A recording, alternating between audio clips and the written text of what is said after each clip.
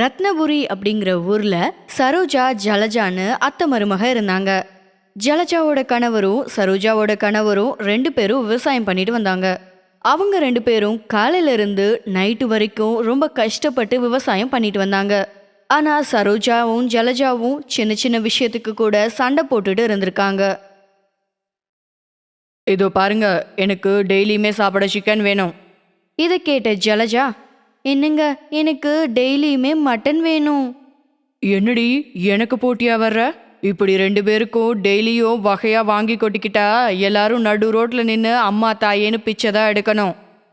அப்படியா? அப்ப நான் சொன்னதை மட்டும் வாங்கிட்டு வாங்க போதும். நான் சிக்கன்னு சொன்னா நீ மட்டன்னு சொல்ற? என்னவோ போங்க, போய் எனக்கு சாப்பிட சிக்கன் வாங்கிட்டு வாங்க போங்க அப்படின்னு சொல்லி ரெண்டு பேரும் நான் கேட்டது தான் வேணும், நான் கேட்டது தான் வேணும் அப்படின்னு சொல்லி சண்டை போட ஆரம்பிக்கிறாங்க. இதை பார்த்த சரோஜா அப்புறம் ஜலஜாவோட கணவன்மார்கள் என்ன பண்றதுன்னே தெரியாம தலையை பிச்சுக்க ஆரம்பிக்கிறாங்க. அதுக்கு கொஞ்ச நாளுக்கு அப்புறம் சரோஜாவோட கணவருக்கு உடம்பு சரியில்லை, படுத்த படுக்கையா ஆகிடுறாரு. அந்த சமயத்துல தந்தையும் மகனும் இப்படி பேசிக்கிறாங்க. தம்பி, இனிமேலும் நான் தேறி வரமாட்டேன். நான் போயிட்டா இந்த ரெண்டு பொம்பளைங்களையும் நீ எப்படி சமாளிப்பன்னு பயமா இருக்கு. அது என்னப்பா நீங்க இப்படி பேசிட்டு இருக்கீங்க? உங்களுக்கு ஒன்றும் ஆகாது, பயப்படாதீங்க, நீங்க நல்லா இருப்பீங்க. தம்பி, போய் உன் அம்மாவையும் உன் பொண்டாட்டியும் வர சொல்லு, நான் உங்ககிட்ட ஒன்று சொல்லணும் அப்படின்னு கேட்கவும் அவங்க ரெண்டு பேரையும் அந்த இடத்துக்கு கூட்டிட்டு வராரு.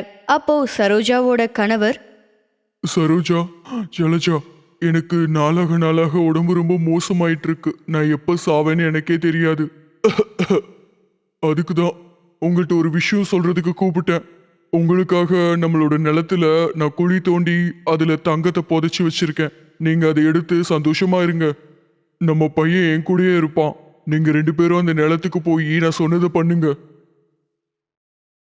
அப்படின்னு சொன்னதை கேட்டதும் ஜலஜாவும் சரோஜாவும் வேகமா போய் அந்த நிலத்துல எங்க தங்கம் இருக்குன்னு தேடுறதுக்கு ஆரம்பிச்சு நிறைய குழிகளை தோன்றாங்க. அதே சமயத்துல இங்க வீட்ல அப்பா தன்னோட மகன் கிட்ட, தம்பி, இப்போ அவங்க அந்த நிலம் பூரா குழிகளை தோண்டி வச்சிருப்பாங்க. நீ போய் அங்க விதைகளை போடு. அது இருக்கிற வரைக்கும் உனக்கு எந்த கஷ்டமும் இருக்காது அப்படின்னு சொல்றாரு. அதுக்கப்புறம் ஜலஜாவோட கணவர் அவங்க ரெண்டு பேருக்கும் சாப்பாடு கொண்டுட்டு போயிருக்காரு. பகலெல்லாம் கஷ்டப்பட்டு ரொம்ப குழி தோண்டிட்டீங்க. வாங்க, வந்து கையை காலை கழுவிட்டு சாப்பிடுங்க. என்னடா உன்னோட அப்பா தங்கம்னாரு, அதுனாரு, இதுனாரு, இங்க வந்து பார்த்தா ஒண்ணுமே காணோம். அந்த சமயத்துல ஜலஜாவோட கணவர் இப்படி சொல்லியிருக்காரு. அம்மா, இங்க தங்கமும் இல்ல, எதுவும் இல்ல. நீங்க எப்ப பார்த்தாலும் இப்படி சண்டை போட்டுட்டே இருக்கீங்க. அதனாலதான் அவர் செய்ய வேண்டிய வேலை எல்லாத்தையும் உங்களை செய்ய வைக்கிறதுக்கு இப்படி ஒரு ட்ரிக் அவர் யூஸ் பண்ணாரு. இப்படி அவரு நமக்காக இவ்வளோ யோசிக்கிறப்ப நீங்க மட்டும் எதுக்காக இப்படி தொடர்ந்து சண்டை போட்டுட்டே இருக்கீங்க? இப்பவாவது மனசு மாறி அவர் உயிரோட இருக்கிற வரைக்கும் ஒன்னா இருங்க அப்படின்னு சொல்லிட்டு போயிடுறாரு. அவர் போனதுக்கு அப்புறம் அத்தையும் மருமகளும் ஒருத்தங்க மூஞ்ச பார்த்து ரெண்டு பேரும் அவங்களோட செய்கையை நினைச்சு வெட்கி தலை குனிறாங்க. அதுக்கப்புறம் ரெண்டு பேரும் வீட்டுக்கு போய் சரோஜாவோட கணவர்கிட்ட, என்னங்க, நாங்க ரெண்டு பேரும் இனிமேல் சண்டை போட மாட்டோம், ஒன்னா இருப்போம். ஆமா மாமா, நாங்க ரெண்டு பேரும் இனிமேல் ஒன்னா சந்தோஷமா இருப்போம் அப்படின்னு சொல்லியிருக்கா. அதிலிருந்து வீட்டுல எந்த ஒரு சண்டை சச்சரவும் இல்லாம எல்லாரும் சந்தோஷமா ஒன்னா வாழ்ந்துட்டு வந்திருக்காங்க.